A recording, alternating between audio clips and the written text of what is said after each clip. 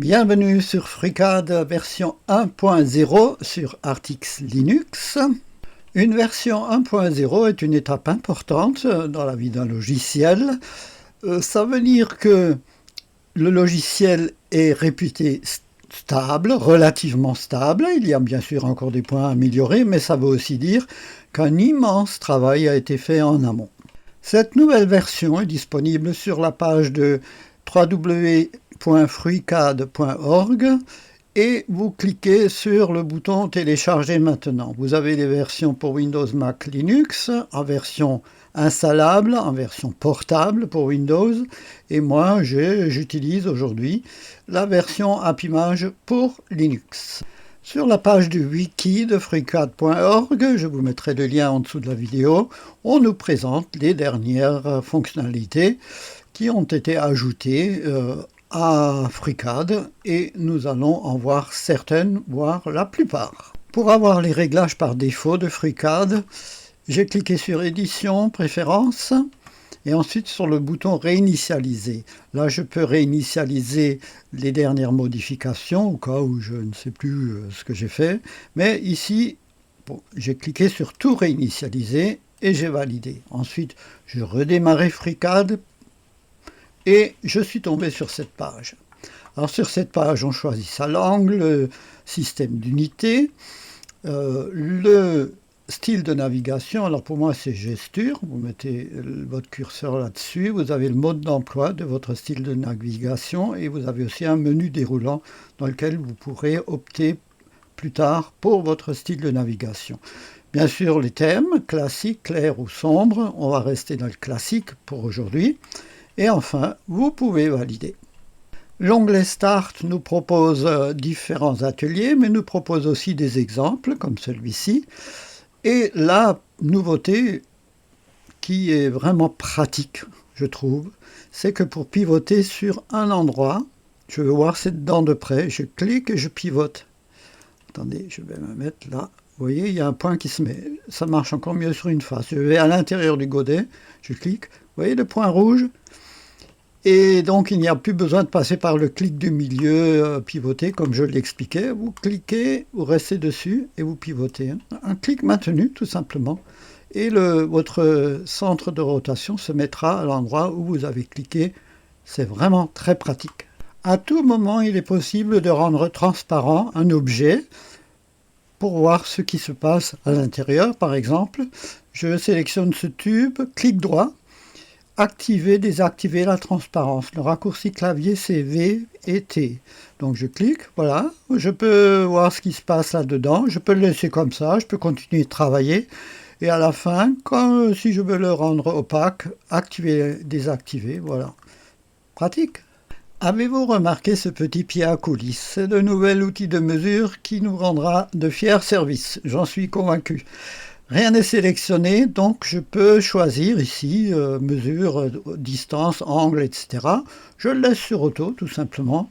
Je clique sur l'arête de ce trou, on me donne un rayon de 2 mm. Sans presser CTRL, je sélectionne l'arête suivante. Attendez, là, voilà. Et j'ai l'entraxe qui m'est indiqué, 24 mm, et même la distance en X. Je peux enregistrer cette mesure. Je ne peux pas la masquer tout de suite. Show data, si. Non, je ne peux pas. Donc, mais ça ne fait rien. Je vais prendre la mesure suivante. Donc, j'aimerais connaître... Donc, je réinitialise. Je clique sur ce sommet, sans presser CTRL. Là, on me donne la distance par rapport aux coordonnées absolues. Et je choisis ce sommet. Et on me donne la distance, 78,10 mm, et les distances en X, Y ou en X, Z également.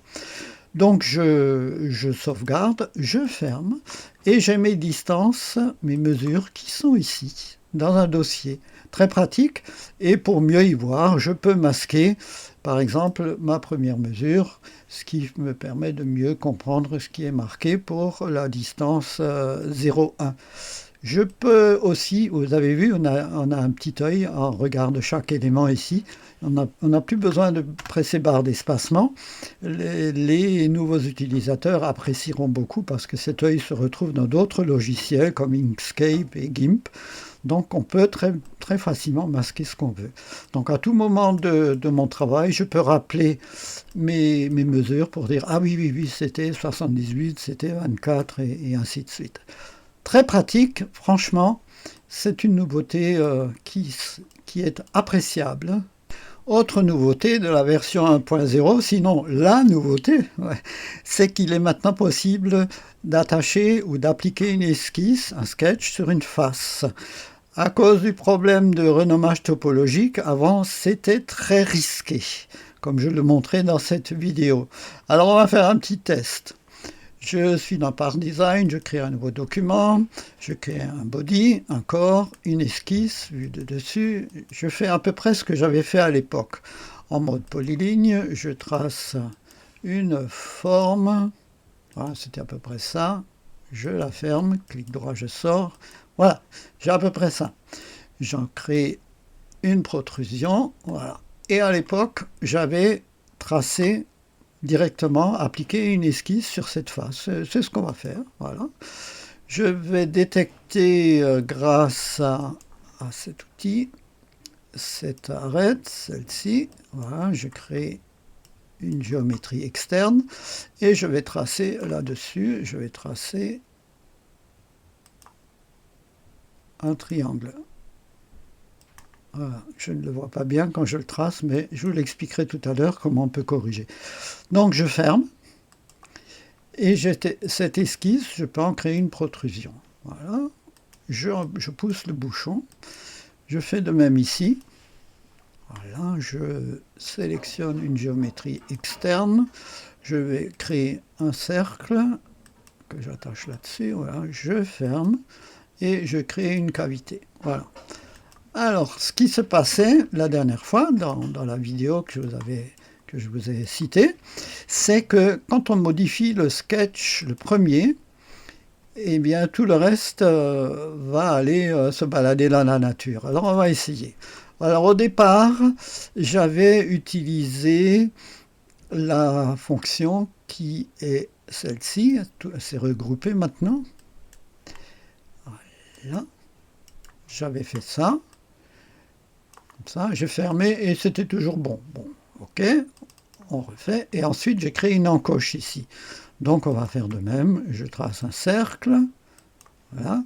J'utilise l'outil qui s'appelle ajuster les arêtes. Alors, c'est très pratique maintenant. Quand je sélectionne, il me met deux petits points verts jaunes ici pour me dire où il va couper.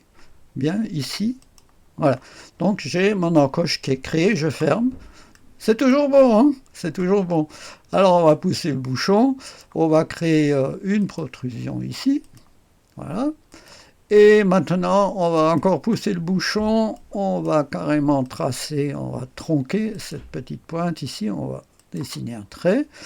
Je vais couper, alors là je crois qu'il va tout m'enlever, même pas. Voilà, si, là il m'a enlevé le trait, mais c'est pas grave. Point sur point. Voilà, je ferme, et tout est toujours là. Donc, je crois que j'ai réussi à le planter une ou l'autre fois. Parfois, ce qu'il arrive quand on pousse trop loin, attendez, on va y aller. Je vais tracer un hexagone ici. Je ferme. Et c'est toujours bon, hein, mais il m'est arrivé de le pousser un peu trop loin, et je me retrouve ensuite avec un élément abîmé ici avec un point d'exclamation rouge, donc je le supprime et je refais la protrusion ou la cavité et puis c'est réglé. Donc je crois qu'on peut pratiquement, parce que le défaut n'a pas entièrement disparu, mais dans les grandes lignes c'est ça. Hein. Je crois, moi dorénavant je vais y aller franco, je vais appliquer les sketchs sur les faces. Sur la page du wiki, on nous dit d'ailleurs que ce problème de dénomination topologique a été corrigé grâce aux efforts conjoints et au travail acharné de plusieurs développeurs. Oui, ça fait des années qu'ils travaillent là-dessus. L'algorithme de Real Thunder a été implémenté et amélioré. Et donc, ça va être encore amélioré parce que ce n'est pas complètement résolu. Un atelier qui a fait son apparition, du moins chez moi, parce qu'il existait deux FreeCAD. C'est un logiciel libre, on peut l'utiliser, l'améliorer, mais redonner des modifications par la suite, ou quelqu'un d'autre peut prendre les modifications apportées. Mais c'est le docteur Aek-Seong Ko qui a apporté lui-même cet atelier dans FreeCAD. Donc il y a ces deux versions de FreeCAD ont finalement fusionné. Donc je me retrouve dans mon menu déroulant avec un atelier Assembly. Personnellement, je ne l'utilise pas, mais beaucoup aiment utiliser assembler des différents éléments dessinés, enfin créés, à l'aide de A2+, mais maintenant c'est Assembly qui vous permet de faire cela. La position de la source de lumière, celle qui éclaire votre objet 3D, peut être maintenant modifiée dans les préférences.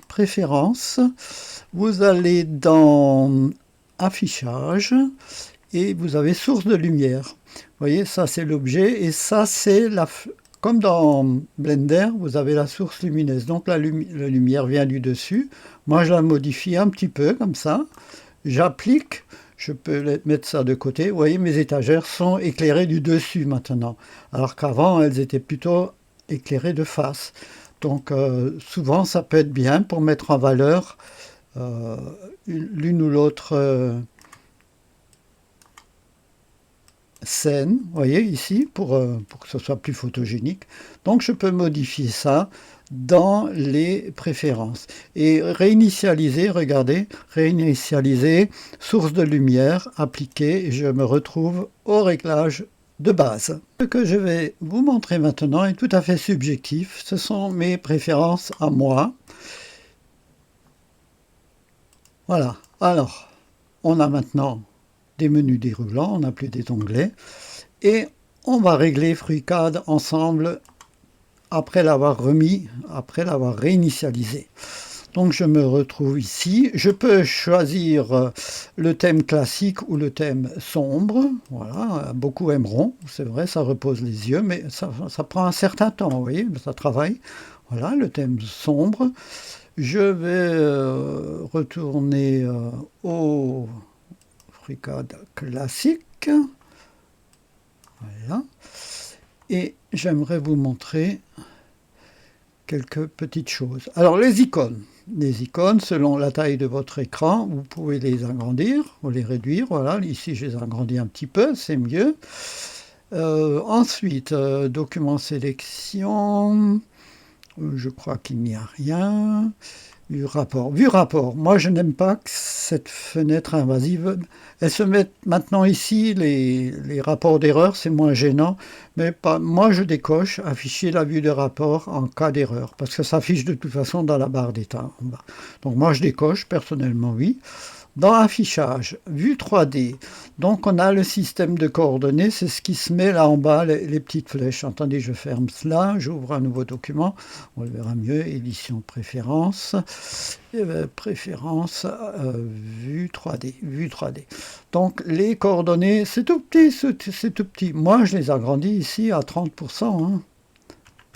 Voilà, c'est mieux. Hein. Je vais fermer par mégarde. Ensuite, qu'avons-nous? L'anticrénelage. Moi, j'ai toujours réglé ça sur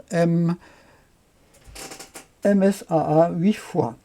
Ça a toujours marché, peu importe la carte graphique, pour éviter le crénelage des courbes. Ensuite, rendu accéléré, j'ai toujours laissé ça comme ça.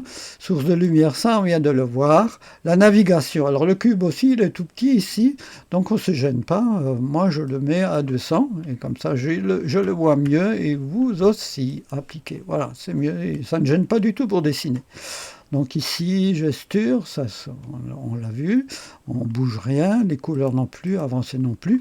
Les ateliers. Alors, les ateliers... Par défaut, je coche chargement automatique de draft. Je veux que au démarrage, draft soit automatiquement chargé. Ça, je le mets.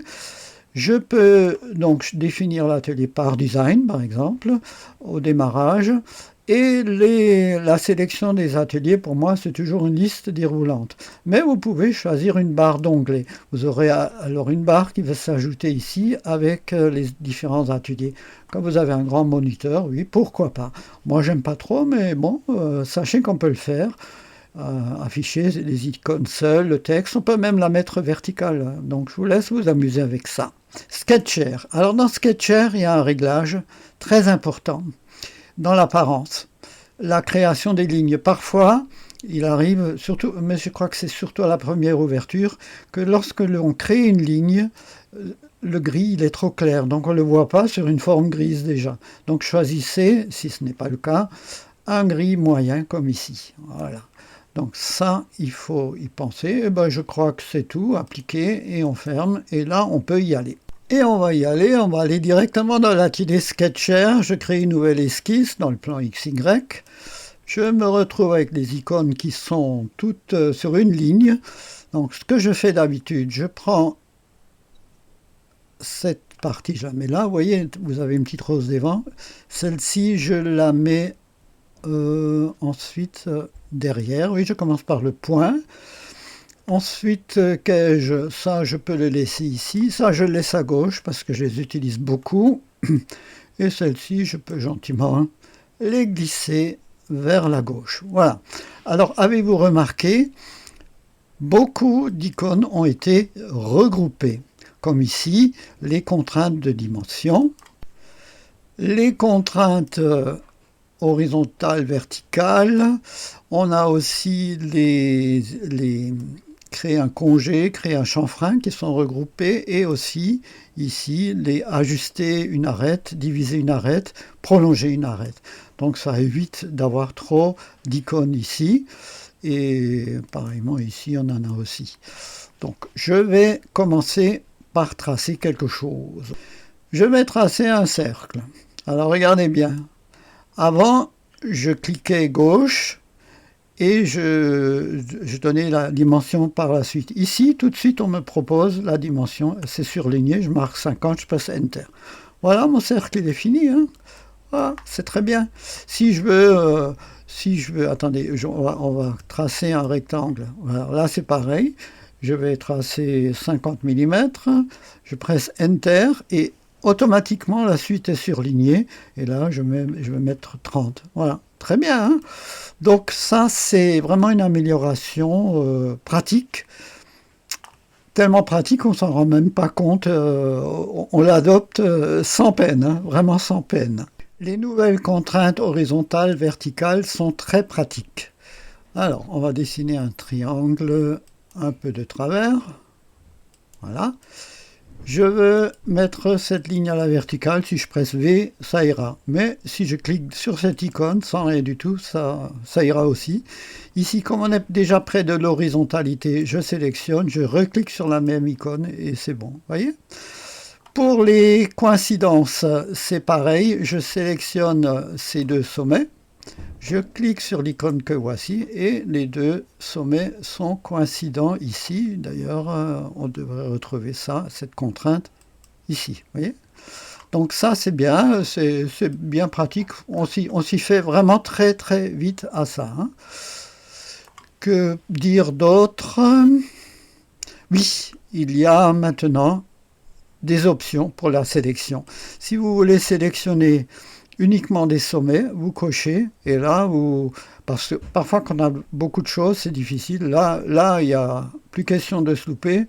On sélectionne les sommets, c'est très bien. Surtout quand on a des objets en 3D, c'est très pratique. Donc, je supprime tous les filtres. Hein, voilà. Donc ça, c'est bien. Le Sketcher, vous n'aurez pas de problème. Pour l'instant, évitez quand même les répétitions, parce que franchement, utiliser les répétitions dans Par Design, c'est beaucoup mieux, c'est beaucoup plus pratique. Vous créez un objet, une protrusion, et vous la répétez après, plutôt que de vous évertuer à créer des répétitions dans Sketcher, sauf exception et encore, parce que regardez, les